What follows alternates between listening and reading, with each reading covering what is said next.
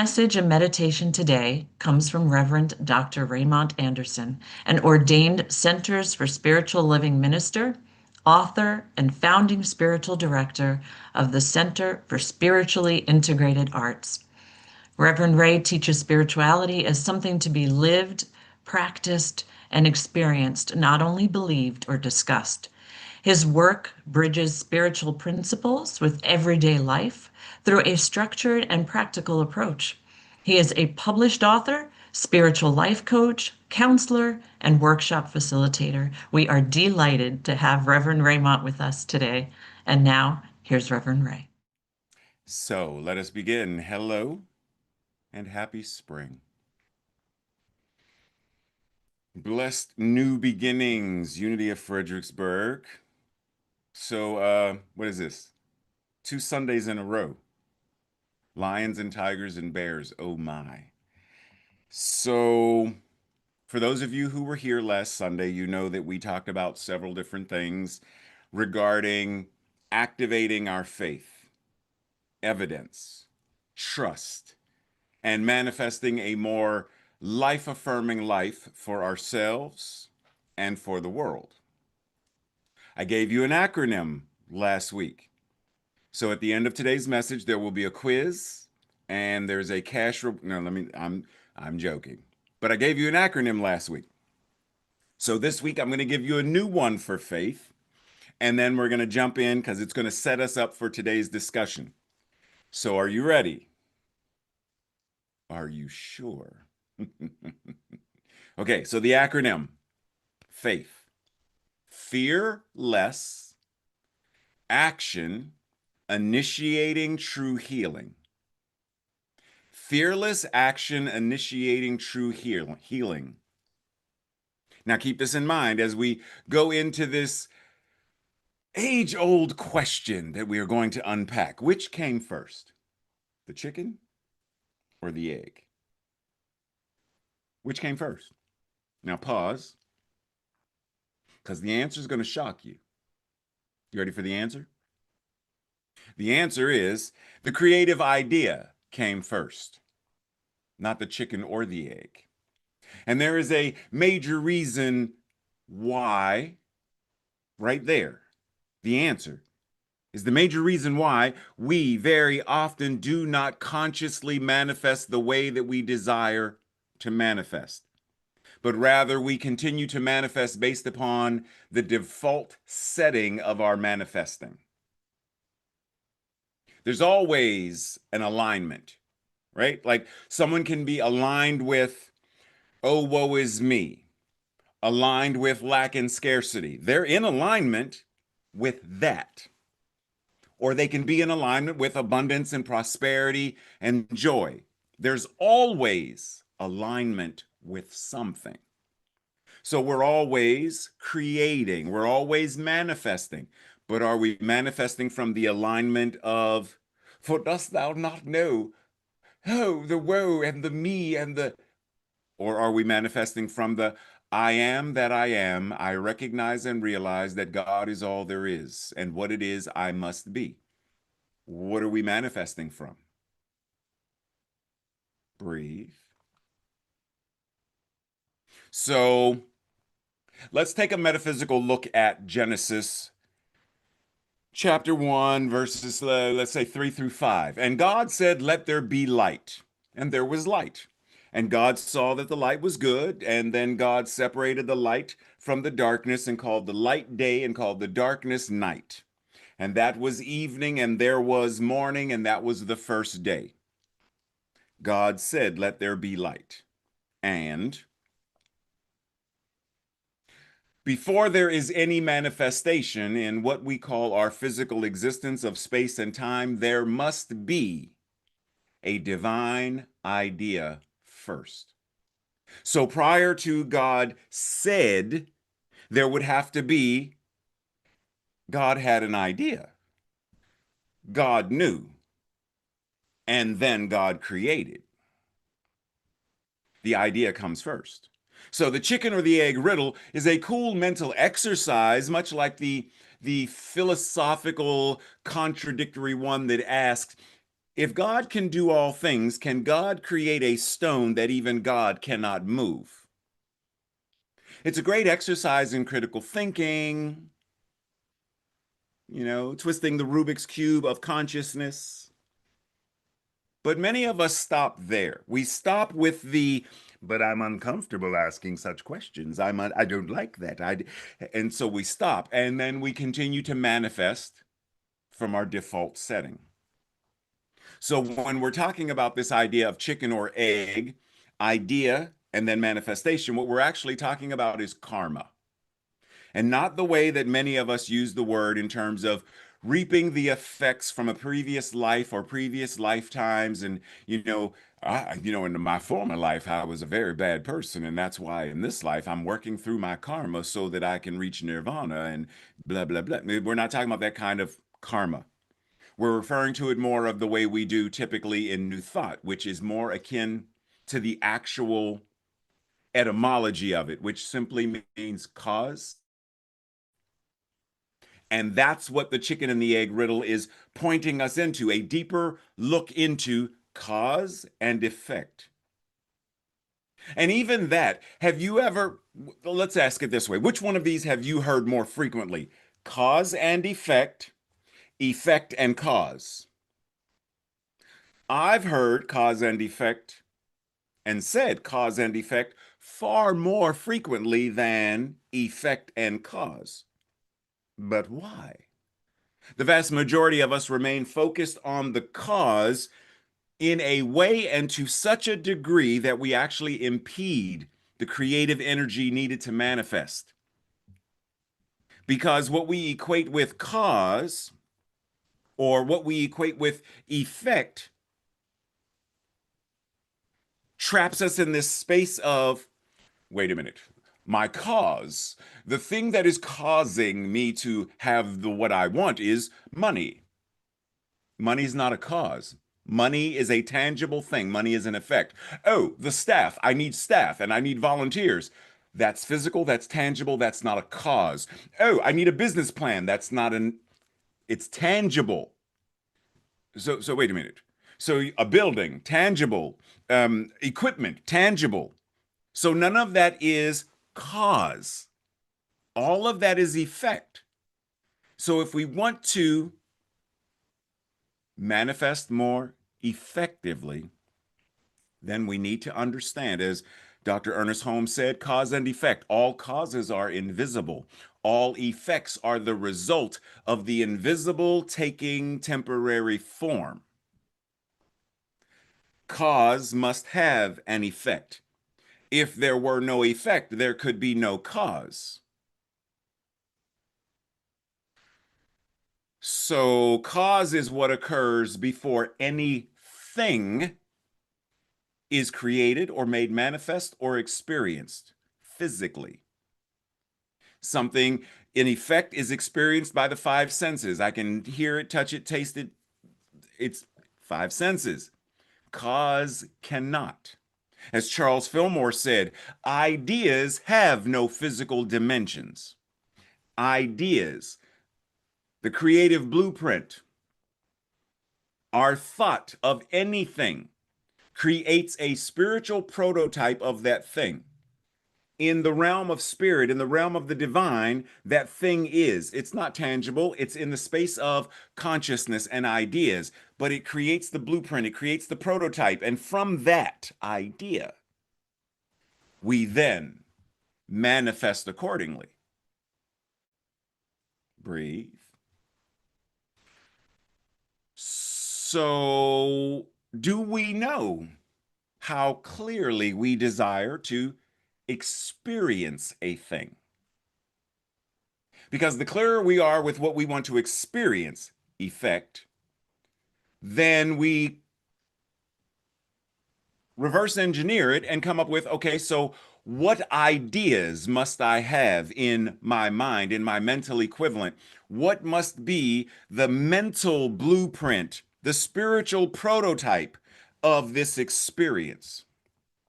Remember last week I shared, Eric Butterworth said, creation is not something that God does or something that God did. Creation is what God is, and creation is what you are. So, how do we create? How do we create this idea, this image, this prototype? Well, as Emma Curtis Hopkins said, imagination is the faculty by which we picture the good we desire. Are we using our imagination effectively? Or are we using our imagination to what if worst case scenarios?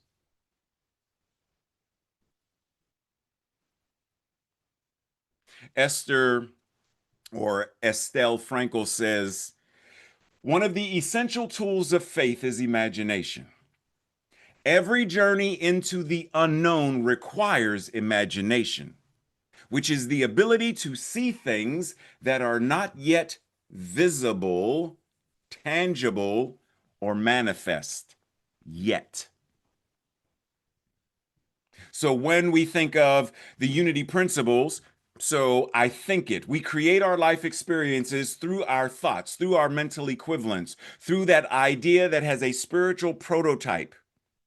Because we are not simply co-creators with God, we are creation itself as God is. Which means I pray it. Through what we refer to as affirmative prayer and meditation, we align our hearts, our minds, our bodies, our actions with the truth of what God is to bring that good into our lives. And then we live it. Because we understand that it is not simply enough to understand in our mind these principles, but we must live them, practice them, demonstrate them, moment by moment.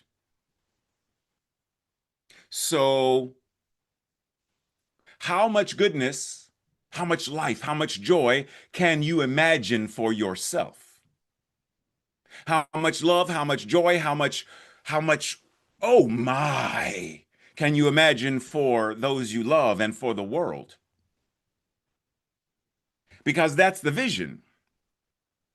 If I cannot hold the vision of love and joy and peace and peacefulness and harmony and food for all and homes for all and healthcare for all and effective education for all, etc., etc., then what is the idea? What is the imagination? What is the spiritual prototype that I am creating?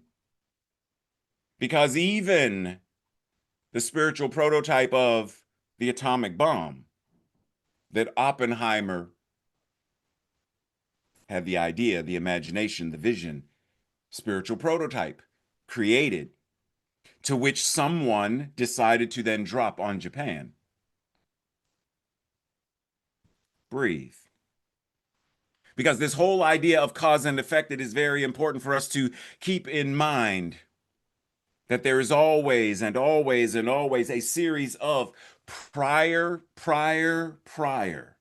So if we were to pause and think for a moment, what had to happen for each of us to be present right here, right now? Depending on how we want to, approach the situation, we could say, well, we had to have parents. Our parents had to have had parents who had parents. Well, our parents had to have, and their parents had to have been people who had parents who had to meet. And then there had to be circumstances and situations that were, my mom met my dad at a coffee shop. Well, there had to be a coffee shop, which means that person had to have the idea, I want to create a coffee shop. And that coffee shop is the place where they met over coffee, which means who invented coffee? Well, someone had to have the idea to invent coffee, for this person to have the idea to have a coffee shop, to then sell coffee, for them to desire to drink coffee, to go at the same time on the same day and be in the same line. See, there's always and always and always and always, and there will always be more. Which God is, has no beginning and has no end. So the more we anchor into well, what does it mean? To what am I now setting into motion? How is my conversations How are my conversations setting into motion a new trajectory of love and peace and harmony and joy and healing? How is my being present creating the atmosphere by which love fills the space? How am I, through my ideas, through my spiritual prototype, how am I as creation now creating? Breathe. In chapter 3, Prayer, Myrtle Fillmore's Healing Letters, she says, prayer, then, is to change our minds and hearts so that God's, I'll use her words. Raven's getting ready to do a Ray remix. So our hearts, so that God's omnipresent good may fill our minds and fill our hearts and manifest in our lives. If we do not keep on thinking in accord with the prayers we have made, then we will not get good results. She's saying stay in alignment with the thing you are praying for. Stay in alignment with the thing you are speaking. For all thought is formative. All thought has its effect in our lives. When some of our thought energy is expended in negative beliefs and negative feelings, and we show that we have this old mental habit in the subconscious mind, we get those old negative results. Even though and even when we are praying daily and when others are praying for us. In other words, we must shift and be in alignment. What is the effect that we desire to experience? How clearly do we see it in mind? How clearly do we feel it in heart? How resonant are we with it? How resonant are we as it? To such a degree that it's not just our thoughts, it's not just what we feel, because I can't see what Linda is thinking and I can't see what Linda is feeling. I don't know what Blessing is thinking or feeling. I don't know what Chris is thinking or feeling. I can only go by what I see them doing. And likewise, they for me. So the question is, am I doing love and joy and peace? Am I doing the omnipotent power of the universe itself? Omnipotence demonstrating through the all power, the all love, the all wisdom, the all creative energy. Am I doing it, living as it? Am I putting the space for the causative to now create a new effect?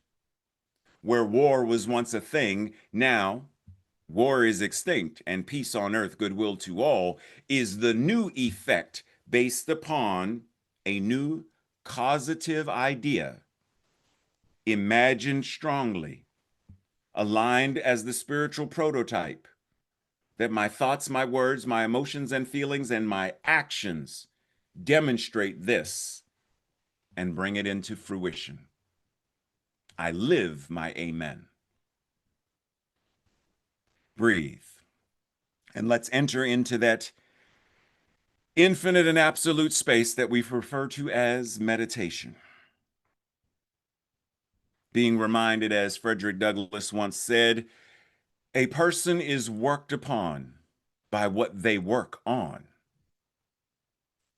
The person may carve out their circumstances, but their circumstances will then carve them out as well. So we meditate, and the meditation meditates back to us. As we meditate, the meditation changes us. As we pray, prayer changes us. And so we breathe and enter into the silence.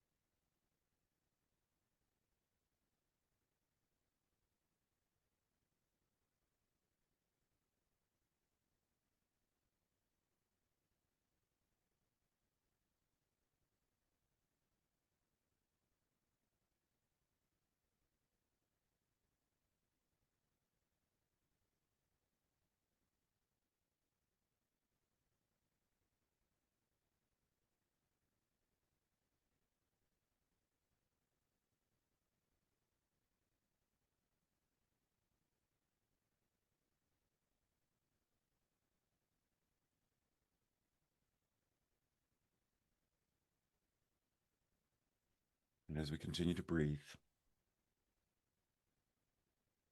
we breathe from the awareness and the consciousness of the passage I spoke from Genesis. And God said, the divine idea was made manifest.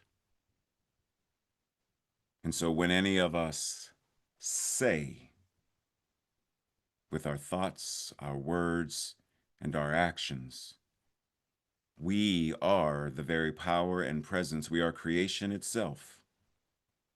So what we say manifests. So I speak this now, knowing that this infinite power and this infinite presence envelops us, moves through us, supports us, and expresses itself as us. And in doing so, all of the love we need is present. All of the support we need is present. All of the comfort we need is present. All of the finances we need, present. All that we need, all that we desire, present. And so we breathe, not just into that space, but from that space as well.